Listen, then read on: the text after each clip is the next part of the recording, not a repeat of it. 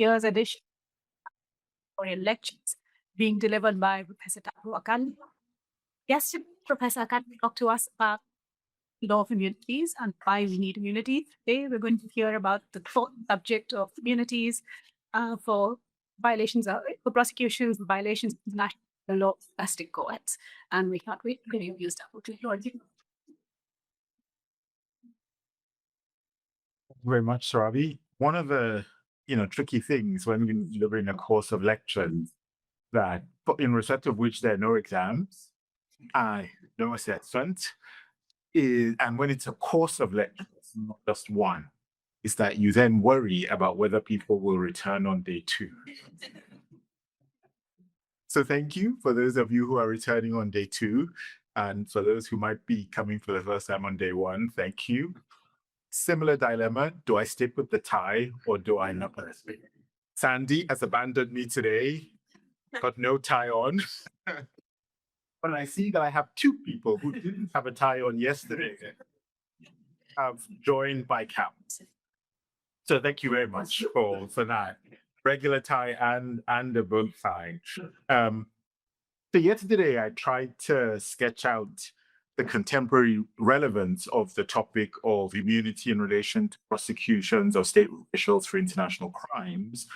And I started by pointing to some of the recent developments in practice and in the work of the ILC. I noted that in these lectures, I'm dealing with the general regime of immunity for state officials and not the specialized regimes relating to particular categories, not advanced legal missions, etc. I talked about the justification for immunity and the idea that as a matter of law, immunity does not exempt an individual from criminal matters. But you might be thinking, we heard all of this yesterday, but I thought it might be good to just do a short review. Then I discussed the 2 categories of immunity that may be available under international law. Officials, Syria. And I then ended with a discussion of whether there are limitations to impunity outside immunity rationing material, in particular outside of the international crimes context, and in particular the espionage and invasion crimes committed on the territory of a state by a person who's present on that territory without the consent of the state and without the activity in question consented to by the state. In relation to that suggestion that there might be a territorial crimes exception, one point that I should have made yesterday, and I want to start with this point, is that if it exists, the territorial crimes exception, there'll be a question as to how it applies in the context of international armed conflict.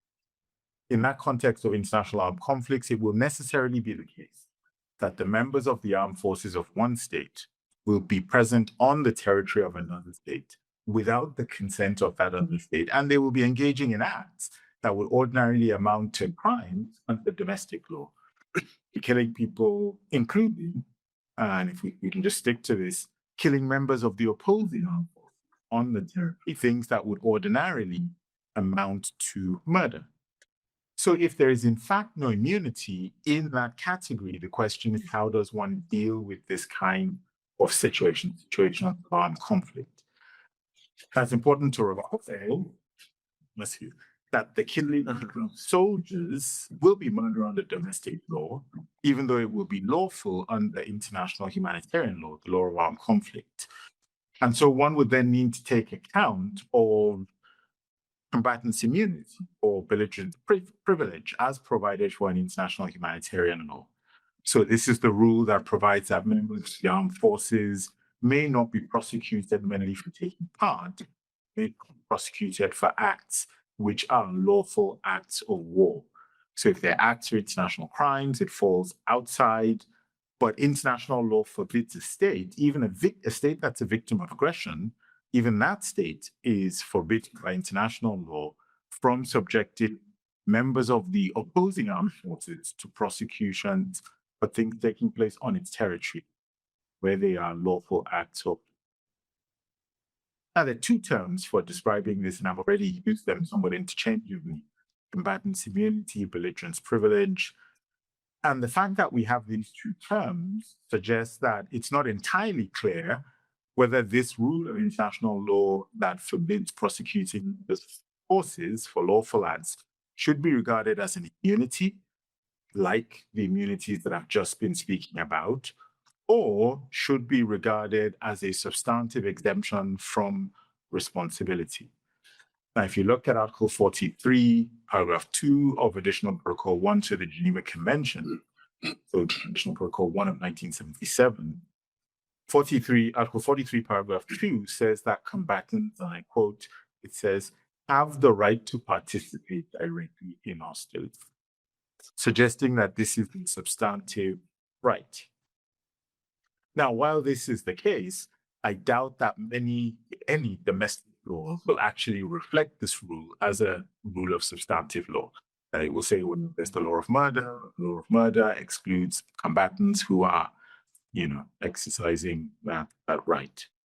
So it seems to me that the best way to conceptualize the issue is that international law provides an immunity from prosecution as a procedural device in order to achieve the substantive result of exempting these individuals from liability.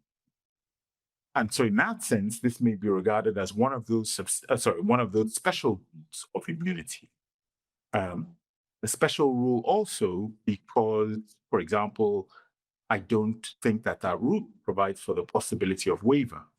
Ordinarily have when we think of a waiver of immunity. In other words, that the state can say, well, for this particular individual, we actually think it's okay that you can prosecute that individual.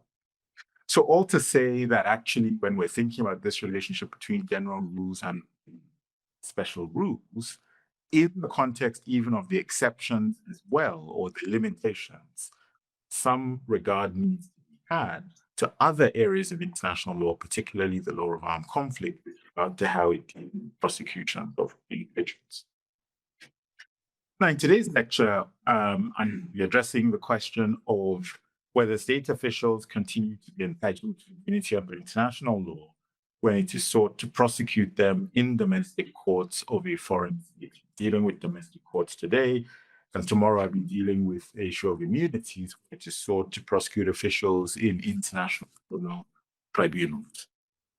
Now, we've seen an increased trend, at least in certain countries, to commence domestic prosecution for international crimes, particularly for international crimes committed in foreign states. And in some cases, those prosecutions have been of persons who were, or sometimes even still are, officials of the state, and thus raising questions of immunity. Now, one can think of the attempt in the late 1990s to prosecute General Pinochet in Spain, which led to the attempt to have him extradited from this country.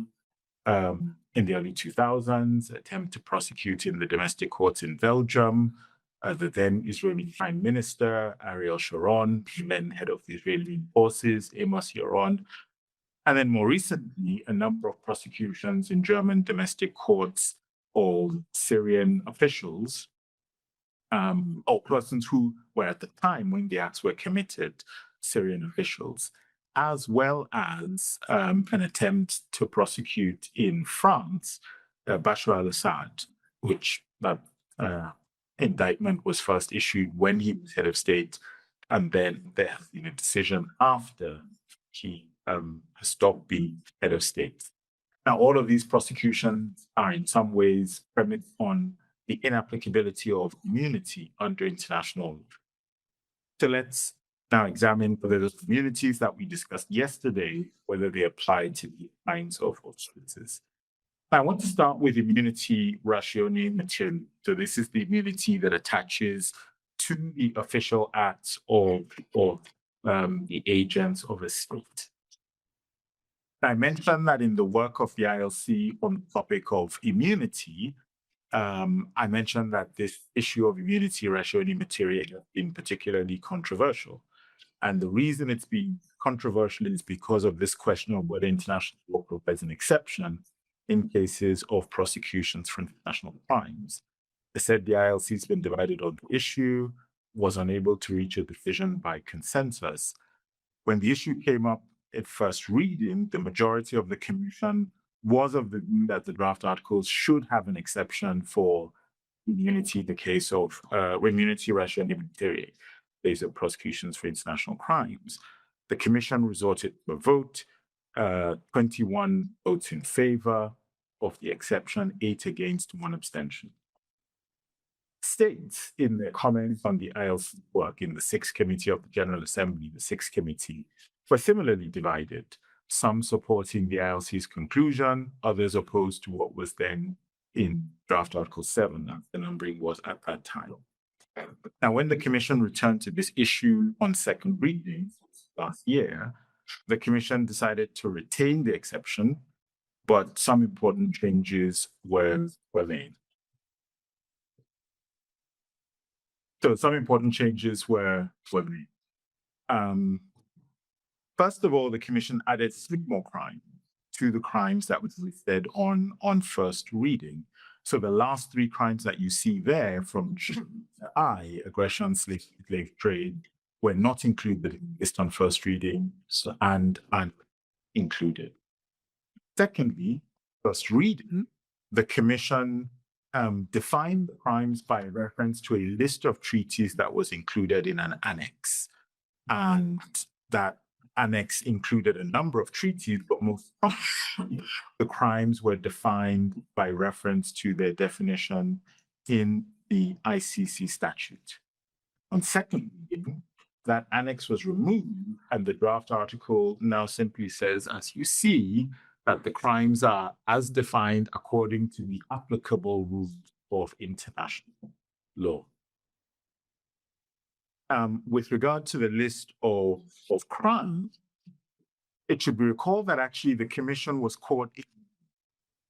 So after it adopted the draft articles on first reading, some states had criticized the ILT for going too far in providing for this exception at all.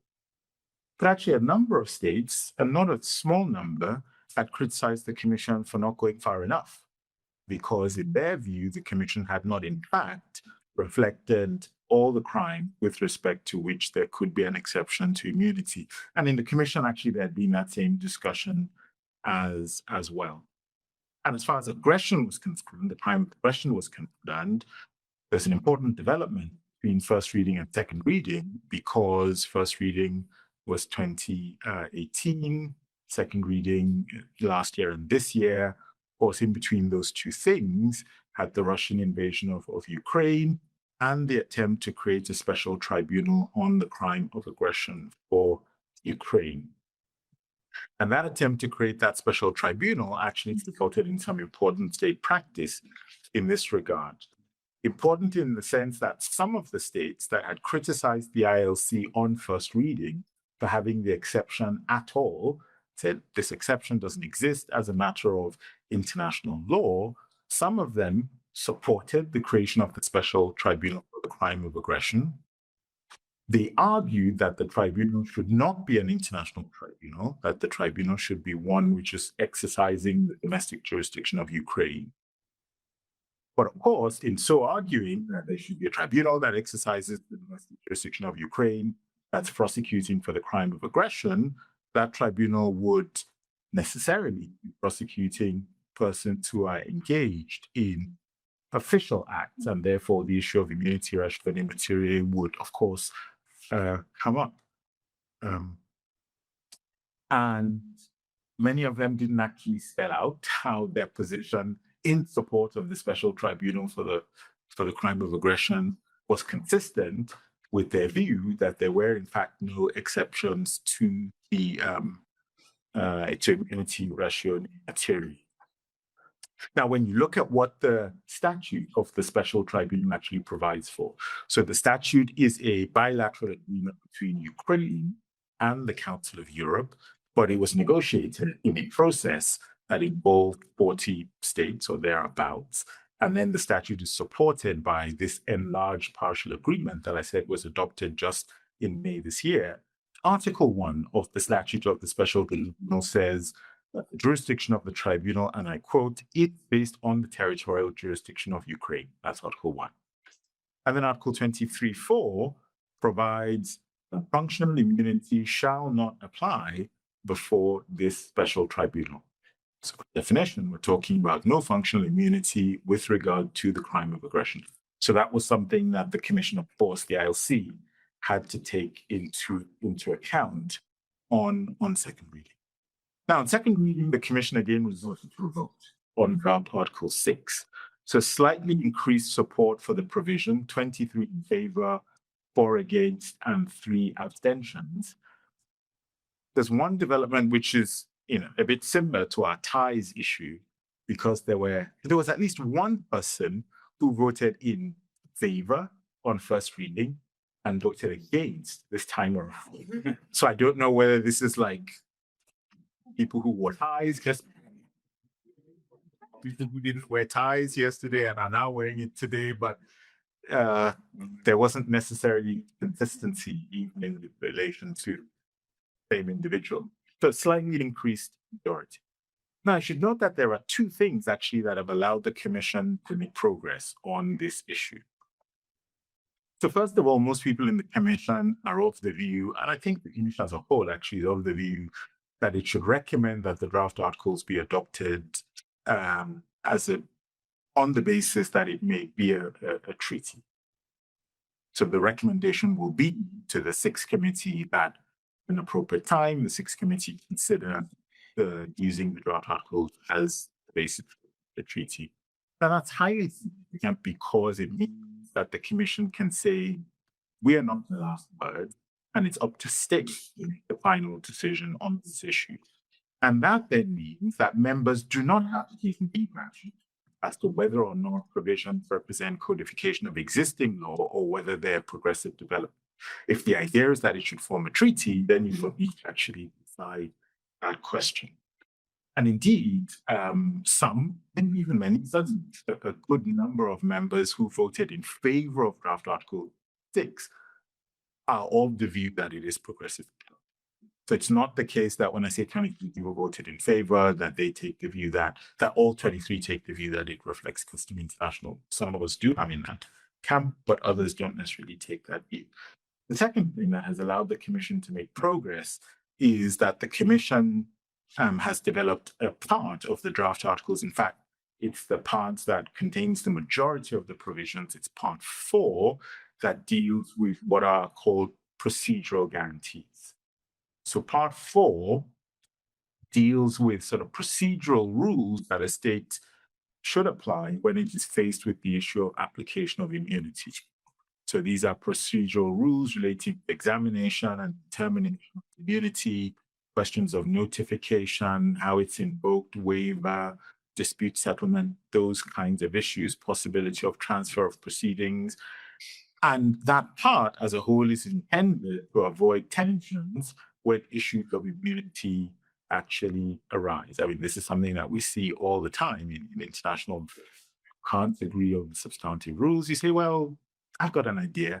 Let's set up certain features by which to do this. You know, we see Campbell this very well. We see this in many areas, including, for example, investment protection. When states were stuck and couldn't really come to an agreement on the substantive rules, at least they could agree on some of the procedural rules. So the attempt is to try that same technique as a way of, in this case, actually having something on the substantive, but still using procedure, trying to navigate the tensions. So the question then is whether or not the position that the ILC has set out represents existing law. Now that position was the position that you see on the screen, that immunity ratio and immaterial does not apply in the case of prosecutions of certain crimes. That position has been accepted by the domestic courts of a number of at least European states in recent years.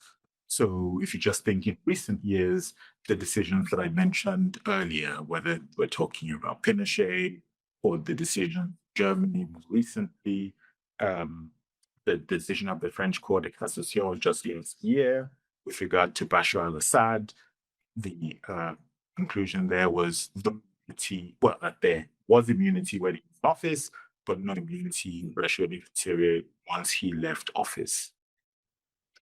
My position is correct that this represents existing law, at least mostly represents existing law.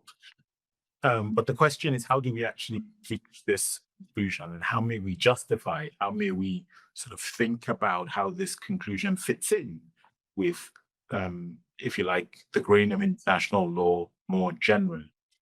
Now, there are some arguments that have been made as to support this position that there is no immunity. Some arguments have been made which I myself don't find persuasive, and we'll talk about those. And I think that there are some other more persuasive arguments.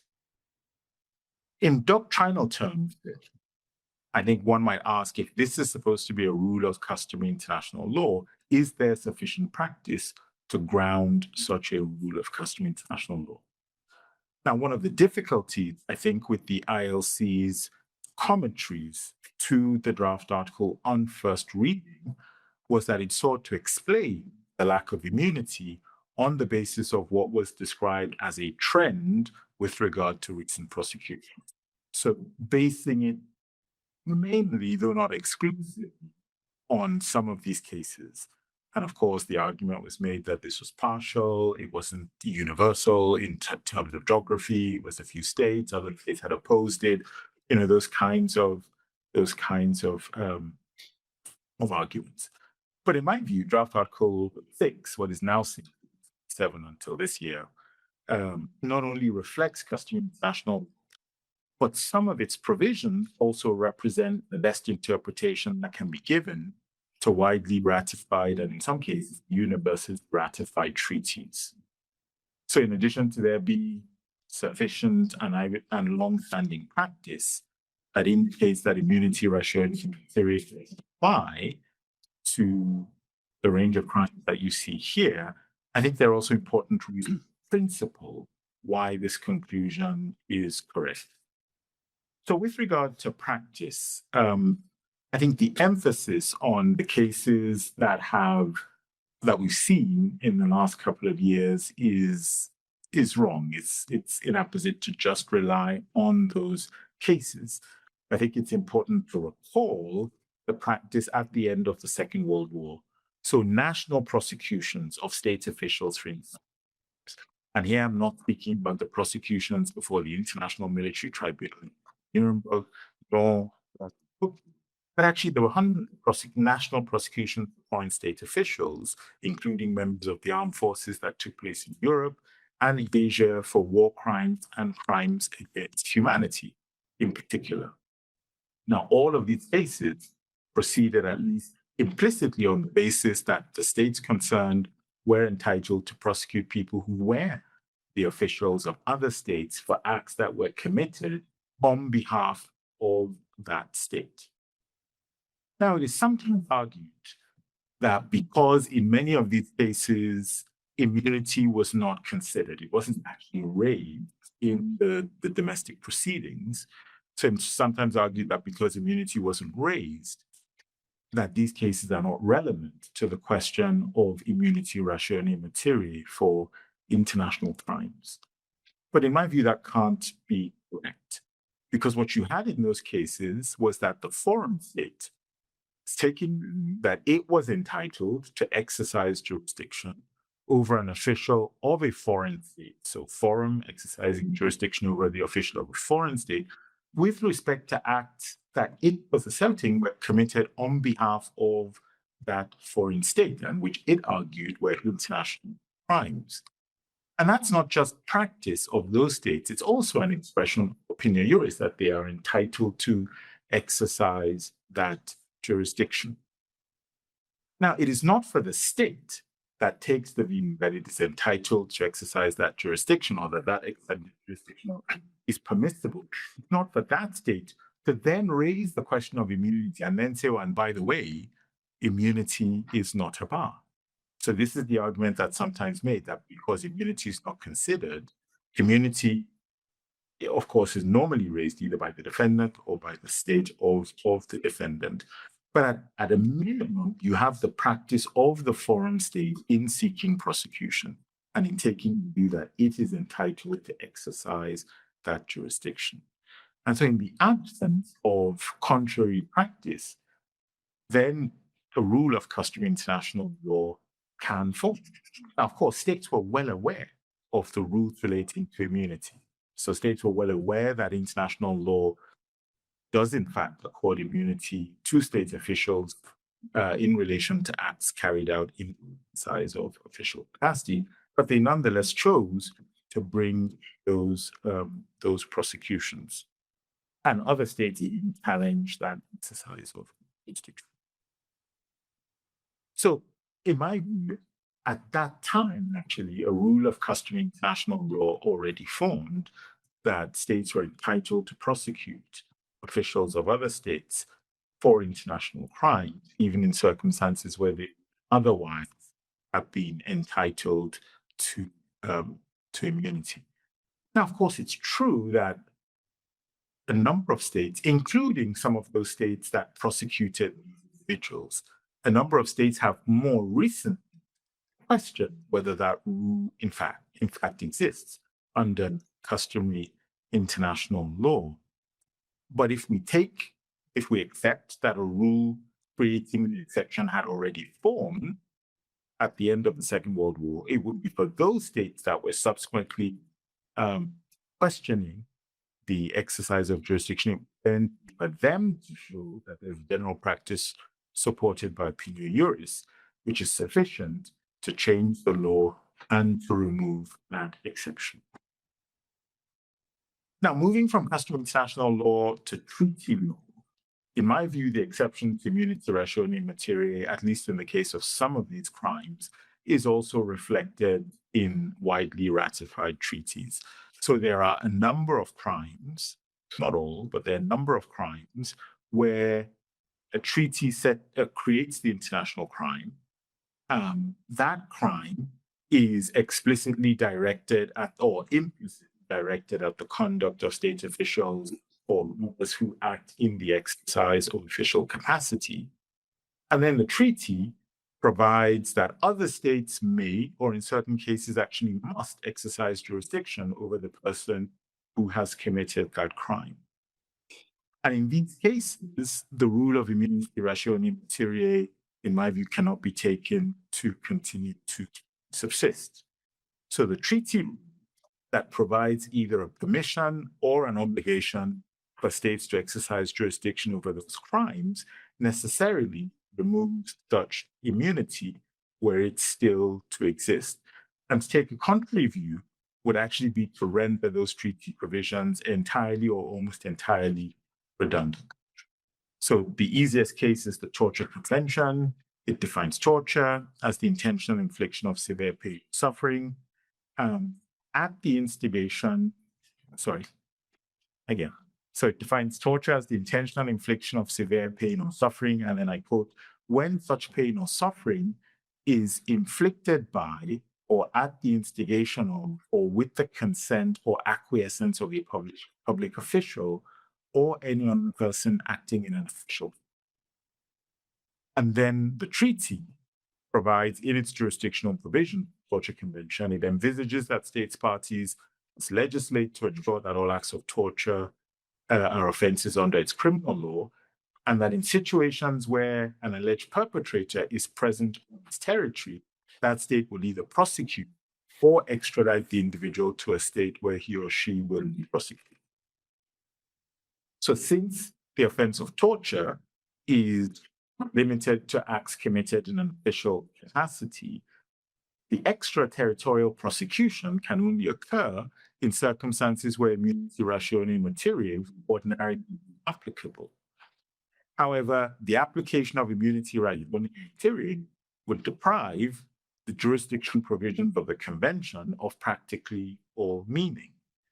And I think it's on this basis that the House of Lords, I think this is the best reading of the House of Lords decision in Pinochet No. 3, the idea that immunity ratione materiae must be regarded as having been displaced by the Torture Convention. The same argument can be made for the crime of enforced disappearance, as defined by Article 2 of the International Convention for the Protection of Persons from Enforced Disappearance. Again, that crime can only be perpetrated by agents of the state or persons or group of persons acting with the authorization, support, or acquiescence of the state. And then a number of provisions establish sort of obligations on state parties to legislate for the crime, prosecute or extradite individuals who are suspected of committing enforced disappearances similar to the ones you find in the Torture Convention. So again, it would defeat the purpose of that treaty regime if immunity ratione immateriae were allowed to bar prosecution of individuals in the courts of third states. Now, those are, I think, the clearest examples. But there are others where I think the position is implicitly the same. So if we think about war crimes in an international armed conflict, so the Geneva Conventions of 1949, universally ratified, and the additional Protocol 1 of 1977, which is very widely ratified, they set out a list of a list of grave breaches of these conventions and of the protocol in the context of international armed conflict. And they provide an obligation, not even just a permission, it's actually an obligation for all states to exercise jurisdiction with regard to alleged perpetrators of grave breaches. Now, in the context of an international armed conflict, the opposing parties are by definition states. And the acts that would amount to those grave breaches must have a nexus to this international armed conflict between those states. And of course, these acts will usually, almost always, be committed by members of the armed forces or officials of the state fighting in the context of that armed conflict. So when the Geneva Convention or Additional Protocol 1 conferred jurisdiction, universal jurisdiction in respect to those crimes, in my view, it cannot be supposed that immunity ratione immateriae was intact. Because if it was left intact, then that would again have rendered the conferral of this jurisdiction practically meaningless. And those are rules that states agreed to back at the end of the Second World War, back in 1949. And again, you can, I forgot about the slides. You can make similar arguments in relation to the Apartheid Convention, which again clearly covers acts that are carried out in an official capacity, reference taking legislative measures. It provides permission for all parties to the convention to exercise jurisdiction. So, at least as far as some of these crimes go, not just on the basis of custom, but by treaty, one can say that immunity ratione immateriae has been removed, at least for those treaty parties. I said that there are a number of arguments that have been made with regard to whether immunity ratione immateriae exists. And in the July session of the ILC, the Commission will have to come up with the commentary to draft Article 6. And the question of how the Commission explains draft Article 6 is going to be an interesting. So some people, including people in the Commission and also on first read and in the literature, you find the argument that is made that there's no immunity in cases concerning international crimes because these amount to violations of norms of use cogents and therefore they can't be immunity. Or alternatively, it's argued that immunity can't be unusual acts. And as I say, you see some in the ILC's commentary on first reading. And in my view, neither of these arguments is actually a persuasive basis for explaining the lack of immunity. And if we take the use cogents one, I think it's not a persuasive basis for the lack of immunity for a number of reasons. I mean, the first issue that arises there is whether or not all the rules in international crime are cogent rules. I think it's the case that actually most of them would be violations of norms of use cogents, but it's not clear that actually would all be violations of norms of use cogents. And I think this might be problematic in relation to war crimes. So it's true, the ILC, in its project on use cogents, has an annex, which it adopted in the draft conclusions of 2022, an annex which includes a list of norms of use cogents that the Commission had previously identified. So that project wasn't identifying norms of use cogents, but there is this annex about norms that the Commission had previously identified. And you see, of course, in that list things that you'd expect: prohibition of genocide, torture, aggression. You also see violations of basic rules of international humanitarian law. One question that arises in relation to that, though, is what do you mean by basic rules? And then how do we think about the whole notion of belligerent reprisals? The idea that in some circumstances states can violate rules of IHL because they're acting in response to other violations. There's a big debate about belligerent reprisals, but there are a number of states who still insist that the concept of belligerent reprisals exists. And if it exists, then it's actually difficult to see how the rule that we're talking about can be a rule of use cogents, because if it's a norm of use cogent, it would be non-derogable and you wouldn't be able to actually to act in belligerent reprisals. And those states, like the that insist that there's still a regime of reprisals, they think it's really important, actually, funnily enough, for enforcing rules of IHL. They think that's the last resort for enforcing rules of international humanitarian law. But leaving this aside, even if it was the case that these are rules of use cogents, I think more fundamentally, the difficulty, this is a clear argument, the difficulty here is that the use cogents argument assumes a conflict between the rule of use cogents and the rules of state immunity.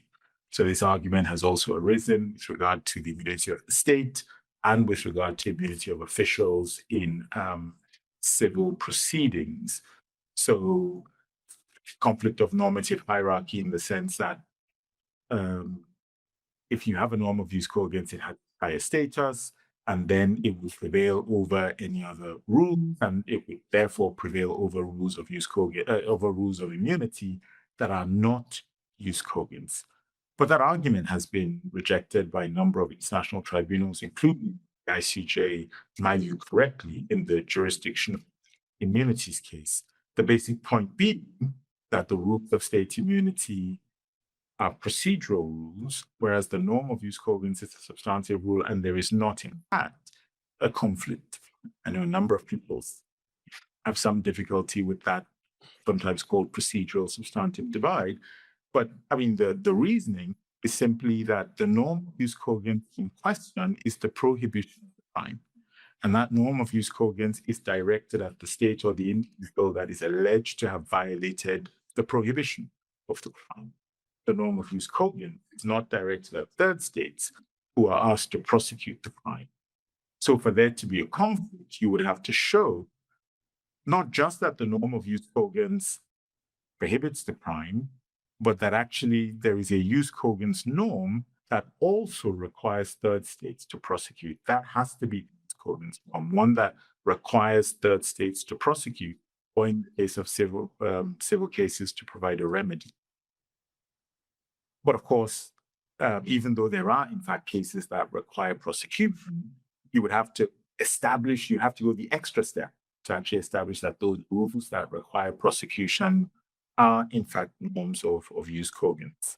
And that is something that has, generally speaking, not been accepted. So it wasn't just the ICJ in the jurisdiction immunities case. The European Court of Human Rights also rejected it in the context of civil claims.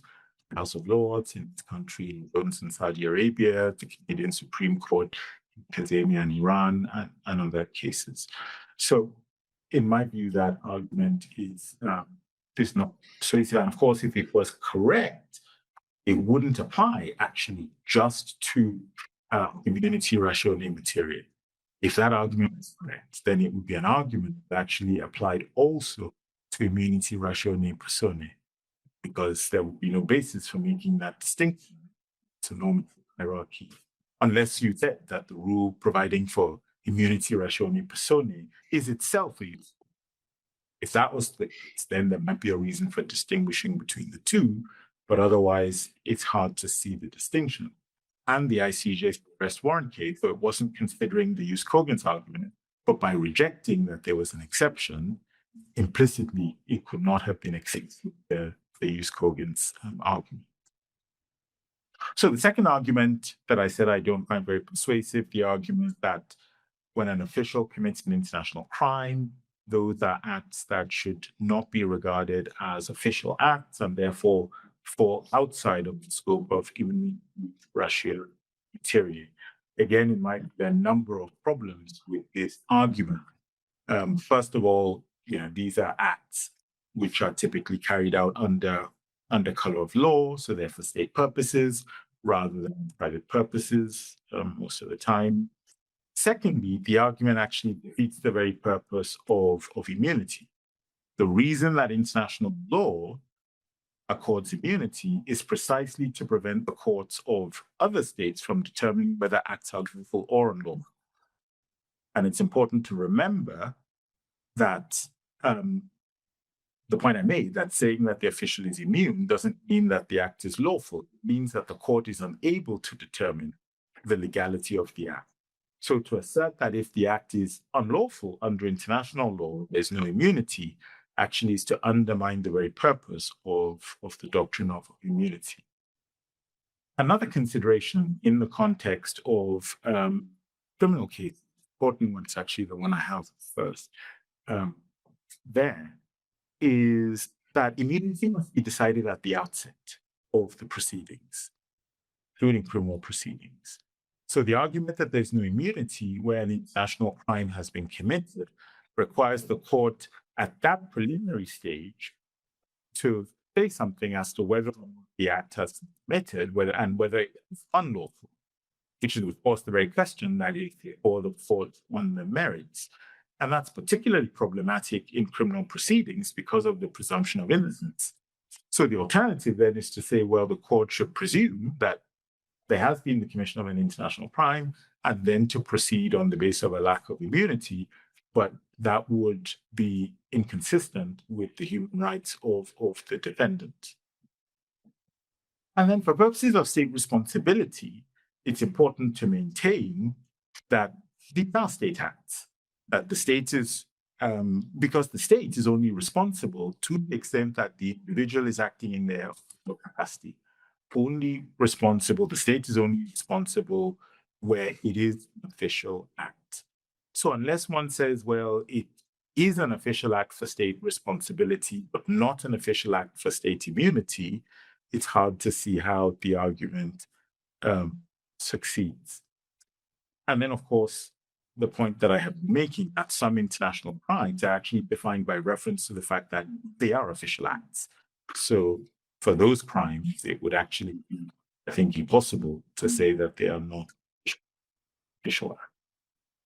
So in my view, we've got practice, we've got, in the case of certain crimes, treaties, some arguments that have been made as a matter of principle, which are not so convincing, but I think there are still some other principle which might explain the practice that we see. So yesterday, I think I talked about the fact that immunity ratione materiae is accorded for two reasons. The first reason being that in general terms, the purpose of this immunity is to say the individual should not be held responsible for acts that are really acts of the state. For that reason, that rationale for immunity ratione materiae plainly does not apply. Well, I shouldn't say it doesn't apply, but that reasoning is different, or the application of that reasoning is different in the case of international crimes. So it's not the case. I mean, the whole point of international criminal law is to say that the individual actually bears responsibility for the act. So to the extent that immunity ratione materiae is a tool for deflecting liability from an individual to a state, saying that the person that you applied for that building permit, which is the example I did yesterday, that person shouldn't be held responsible to the state, that's clearly not true for international criminal law, because the point of saying that something is an international crime is that the individual actually is responsible. And then to the extent that there is extraterritorial jurisdiction for international crime, certainly in the case of those treaties that I talked about, that conferral of extraterritorial jurisdiction is one that I think defeats the second reason for immunity, ratio and immaterial, the idea that courts of one state shouldn't, in these kinds of cases, be deciding on the legality of actions of foreign states, because that conferral of extraterritorial jurisdiction, insofar as we're dealing with international crimes, one might argue contemplates those kinds of acts, unless you say it's just for non-state, just from non-state actors. But at the time when these rules developed, actually, in the main, international crimes, at least the purview of international crimes, clearly included actions of state officials. So that's the position as I see it with respect to immunity, ratione, materiae. And in the time that is left, let me talk a bit about immunity, ratione, personae. Skip that. Let me talk about immunity, ratione, personae. And I want to ask the question whether immunity, ratione, personae is really absolute. So the general statement that you will find in literature and in cases is that immunity, ratione, personae is absolute. Members of the Troika are immune from the exercise of criminal jurisdiction by foreign states, and that is the case even where it is alleged that they have committed. So that's the point that the ICJ made in the arrest warrant case, and that's the point that has been made in a number of cases of the 1975. So last repeated by the French Cour de Cassation last year. So five, whatever they like that, they said while he was head of state, he was entitled to immunity, even with regard to national crime. But now that he's no longer dead, he's no longer entitled to that immunity. But I think there's a genuine question as to whether those immunities are true, absolute. That is, insofar as we think about of immunity as including the concept of inviolability. So insofar as we think that immunity also extends, as we ordinarily do, to the idea that the person of the individual is inviolable such that other states can't arrest, other states can't detain. Those were the issues involved in the arrest warrant cases. Can you arrest? And very often, that's the first issue that arises. Okay? So, in my view, actually, there is one exception to immunity ratione personae that arises in the context of armed conflicts. And with respect to prosecutions for international crimes. So in the context of international armed conflict. Now, in a conflict between two states, the parties to that conflict can ordinarily take measures that would be regarded as inconsistent personal immunity that international law provides to serving leaders. So insofar as we're talking about inviolability, ordinary state can't detain a leader of another state. But in the context of an international armed conflict, the head of state, who is also commander-in-chief and therefore a member of the armed forces, can be targeted with lethal or other force. Now, that is something that would ordinarily be inconsistent with inviolability. So we saw, for example, in the context of, it's a number of armed conflicts, whether it was the 2003 war in Iraq with the targeting, or at least to target Saddam Hussein initially, or in fact the targeting of Muammar Gaddafi in the NATO intervention in Libya. So you see situations where states, in fact, target the commander-in-chief of the opposing armed forces, who is also the head of state. Similarly, in the context of an armed conflict, government officials, senior government officials can be detained where, or what are called imperative reasons of security under the Fourth Geneva Convention. And that, I think, would also apply to persons who would ordinarily have immunity ratio. personae. So the scenario that about is, imagine if when the Allies got Berlin in mid-1945, imagine if Hitler was still alive, and then they sought to detain Hitler, and he said, well, I'm a serving head of state. I can't be detained. I suspect that that argument would not have gone very, very far. And I think that's the case in current armed conflicts too. So at least with regard to some measures that we would think ordinarily fall within the immunity of those who have a ratione personae, at least with regard to inviolability, in the context of an armed conflict, as between those belligerent states, those states can take measures that would be inconsistent with those personal immunities. So the question that then arises is, okay, if you can target and if you can detain, is it possible to prosecute as well? Is it possible to engage in criminal prosecutions? And this takes us back to the debates around the creation of the Special Tribunal for Crime Aversion.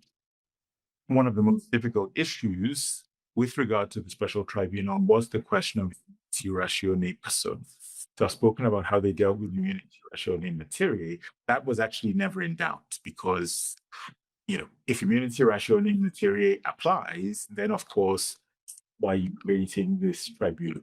So that was actually never a controversial issue.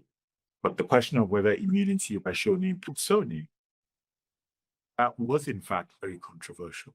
Now, it's controversial at a number of levels, some of which relate to what I will talk about tomorrow. So should this tribunal be regarded as international or not international? If it's international, is there an exception? Is there not? So there are controversies at different levels. But there were a number of states that insisted on the immunity of the Troika.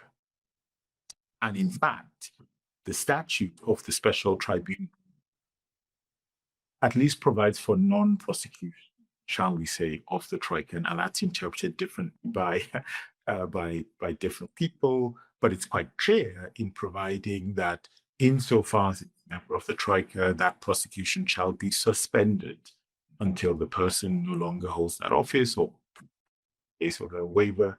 So that was where they got to in the end.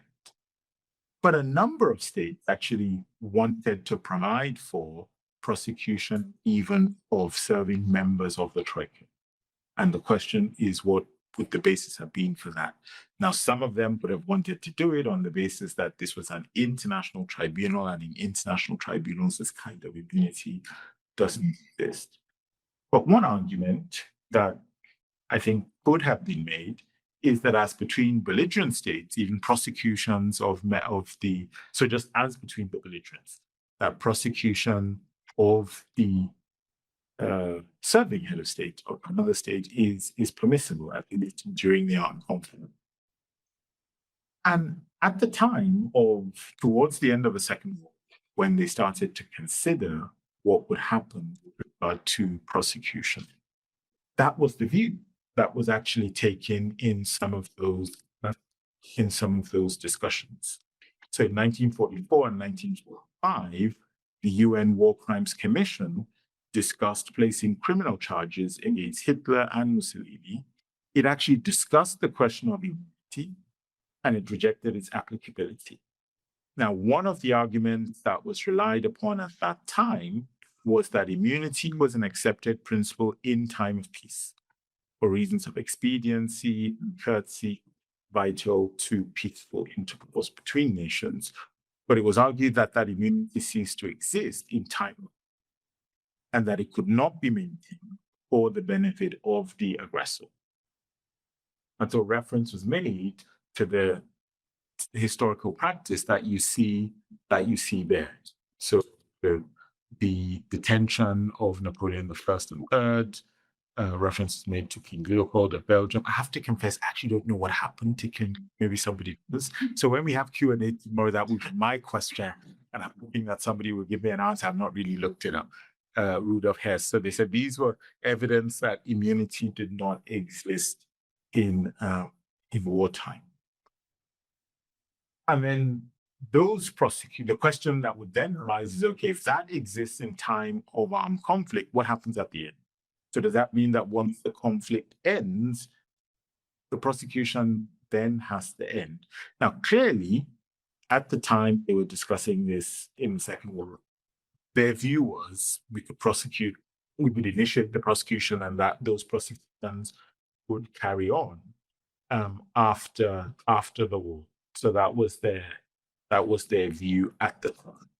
The second question that arises is, if this is something that exists as between belligerent states, is there a distinction to be made as between the state that is acting lawfully and the state that is acting unlawfully?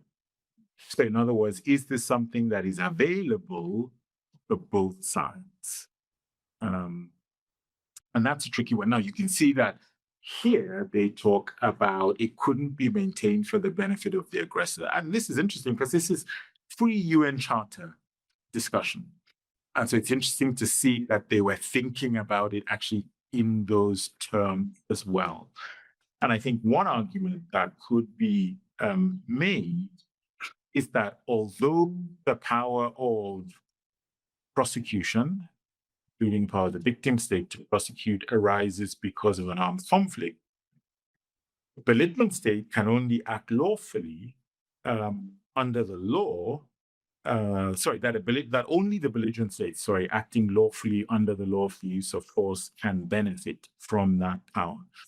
And the argument would be that an aggressor state doesn't get to derogate from ordinary obligations under international law by reason of its own aggression. That what is a violation of its obligations under international law continue to be a violation of its obligations under international law. And actually, there's an argument to be made in that regard, even in relation to IHL as a whole. That the fact that something might be lawful under IHL as a whole, or let's put it the other way around, is not unlawful under IHL, does not then make it lawful under international law. In other words, that international law can still establish responsibility for all consequences of unlawful aggression, even if some of those things are not prohibited by IHL, or even if IHL contemplates some of those things are permitted. This was an issue that came up a couple of years ago in the case between DRC and Uganda. The ICJ actually spent a lot of time on it, but some of the claims that the Democratic Republic of Uganda made, reparations, were for things that were in fact lawful, so destruction of military equipment. The DRC claimed for that as well, on the basis that this was a consequence of an act of oppression, and therefore Uganda was liable for that.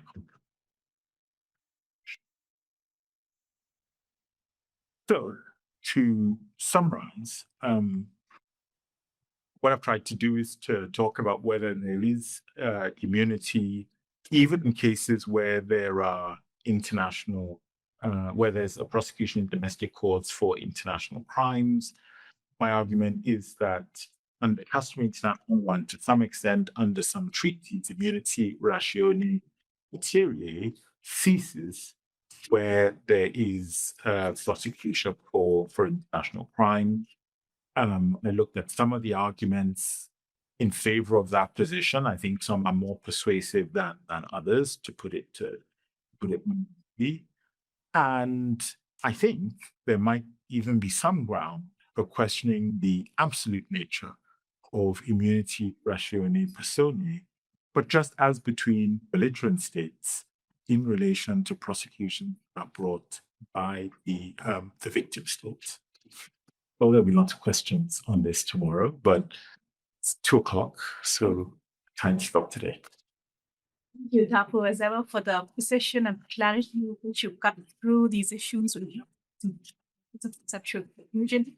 Tomorrow we'll hear about immunities before national tribunals and special tribunals, whatever they may be, international or not, we'll find out. And there'll also be an opportunity to ask Professor Akande any questions. So please do join us at 1:00 with lunch before that. Thank you again, Dapo.